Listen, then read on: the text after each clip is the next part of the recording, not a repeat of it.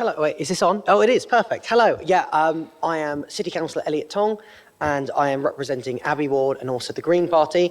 I've got a bit of a cold, so I'm going to be very, very direct with the questions, which related to a council tax precept, slightly touched on earlier, I think. So, question one, what, if any, research has been done on a council tax precept levied by the combined authority? What are the capital and revenue administrative cost savings? Can you confirm whether or not, can you confirm the figure previously supplied for a Band D property of under £200 per annum for a Band D property? Can you also confirm if, a council tax precept has been heavily considered and why it's not being pursued in more detail?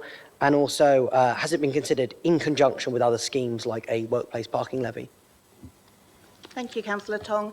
Actually, I just made a bit of reference to this. At its current level of £12 on a Band D property, the mayoral precept on council tax that currently funds bus services that otherwise would have been cut last year raises £3.6 million per annum.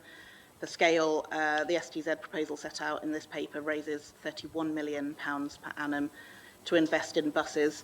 The specific admin costs vary and would be subject to further work if we proceeded with this, but are set out in the outline business case. But for clarity, there is sort of net revenue from this proposal quite substantially above the admin costs of setting it out.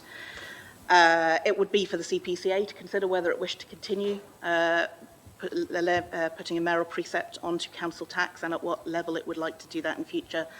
And as I mentioned before, it is currently considering bus network reform, whether that be enhanced partnership or franchising, and that will take into account all of the various revenue sources that go into the wider pie, that is bus network funding. These proposals deal just with the element that could potentially be raised by a sustainable travel zone. Finally, I think it's just probably important to note, as I said before, that improving public transport doesn't only require raising revenue. That's necessary but not sufficient to improve public transport. You also need to reduce traffic and create road space. Otherwise, journeys will continue to be unreliable and therefore not attractive.